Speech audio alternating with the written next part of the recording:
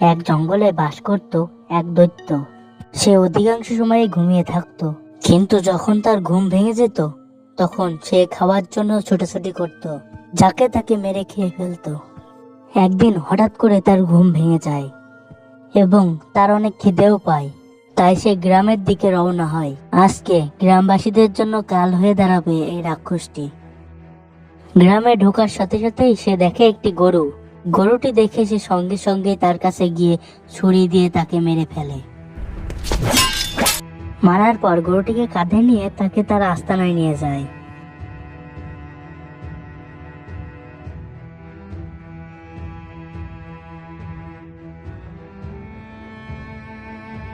কিছুক্ষণ পর গরুর মালিক মাঠে গরু নিতে এসে দেখে তার গরু মাঠে নেই। গরু মাঠে না দেখে সে এদিক ওদিকে দেখতে থাকে, কিন্তু কোথাও সে গরুটি পায় না। তাই সে দুশ্চিন্তায় পড়ে যায় এবং সঙ্গে সঙ্গে পুলিশকে জানানোর সিদ্ধান্ত নেয়। কিছুক্ষণ পর পুলিশ চলে আসে এবং লোকটিকে জিজ্ঞাসা করে, এখানে গরু কার হারিয়েছে? তার বাড়িটা কোন দিকে? একটু কেউ বলতে পারেন? আমি তার কাছে কিছু শুনতে চাই। আসলে স্যার, গরুটা আমারই হারিয়েছে। আপনার অপেক্ষাতে এখানে দাঁড়িয়ে রয়েছি। তারপর লোকটি পুলিশ অফিসারকে সম্পূর্ণ ঘটনা খুলে বলে। এদিকে দানবের গরু খেয়ে পেট না ভরায় সে আবারও গ্রামের দিকে এসেছে, কিন্তু সে এখন খাওয়ার মতো কাউকে পায় না। তাই সে সেখানে দাঁড়িয়ে দাঁড়িয়ে ভাবে এখন সে কি করবে। কিছুক্ষণ পর একটি বাচ্চা ছেলে এসে দানবটিকে দেখে ফেলে এবং ভয়তে পিছনে ফিরে সবাইকে ডাকতে থাকে, কেউ আছো, বাঁচাও, কেউ আছো, এই বাবা কত বড় দানব। বাচ্চাটির চিৎকার শুনে পাশের থেকে ওই গরু হারানো লোকটি চলে আসে। এ কি, দুটি একই রকমের মানুষ? এটা কি হলো? দানব এক মুহূর্তে আমার রূপ নিয়ে নিল কিভাবে? কাকা দেখুন, ওখানে দানব, আমি ওকে দেখে ফেলেছি। আমি সবাইকে চিৎকার করে ডাকছিলাম, কিন্তু আপনাকে আসা দেখে ওই দানবটি আমার মতো রূপ ধারণ করে ফেলেছে। ওই দানবকে ধরুন। কাকা, ও মিথ্যে কথা বলছে, ওই হলো দানব, আমি হলো আসল মানুষ। আমি সবাইকে চিৎকার করে ডেকেছিলাম, এখনো মিথ্যে কথা বলছে। এ তো দেখছি মহা বিপদে পড়লাম। এখন একমাত্র মোড়ল মশাই এর সমাধান দিতে পারবে। চলো, তোমরা দুইজন মোড়ল মশাইয়ের কাছে চলো। এরপর তাদেরকে মোড়ল মশাইয়ের কাছে নিয়ে যাওয়া হলো এবং লোকটি মোড়ল মশাইকে সম্পূর্ণ বিষয়টি খুলে বলল। মোড়ল মশাই সম্পূর্ণ বিষয়টি শুনে বলল, আচ্ছা, এই ব্যাপার। তোমরা দুইজন দুই দিকে চলে যাও তো সোনারা। দুইজন একদম দুই মাথায় চলে যাও। মোড়ল মশাই ছিল অত্যন্ত বুদ্ধিমান। দুইজনকে দুই পাশে যাওয়া দেখেই বুঝে গেল কোনটা মানুষ আর কোনটা দৈত্য। তারপর মোড়ল মশাই বলল, ওই যে দেখুন, ওই দূরে যেটি দাঁড়িয়ে আছে ওটি হচ্ছে দৈত্য, আর কাছে যেটি দাঁড়িয়ে আছে এটা হলো আসল মানুষ। তো বন্ধুরা, মোড়ল মশাই কিভাবে বুঝলো কোনটা মানুষ আর কোনটা দৈত্য, সেটা যদি তোমরা বুঝে থাকো তাহলে ভিডিওটি স্কিপ করে কমেন্ট বক্সে লিখে দাও। আর যদি না পারো তাহলে আমি বলে দিচ্ছি। তো বন্ধুরা, ভালো করে লক্ষ্য করে দেখো, দুটি ছেলের ভিতর একটি দূরে দাঁড়িয়ে আছে আর একটি কাছে দাঁড়িয়ে আছে।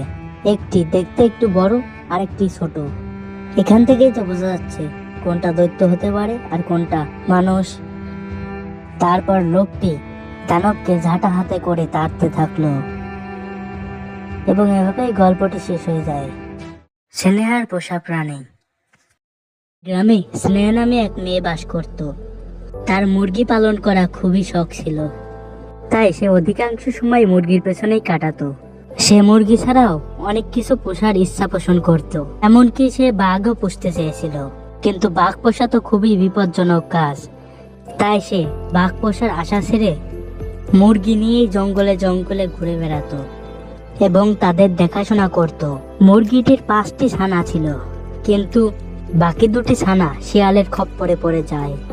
যাতে এর 3টি ছানার কিছু না হয় সেজন্য সে সবসময় তাদের পাহারা দিত। অনেকক্ষণ ধরে স্নেহা মুরগির দিকে তাকিয়ে কি যেন ভাবছিল। সে ভাবছিল, যদি আমি বাঘ পুষতে পারতাম।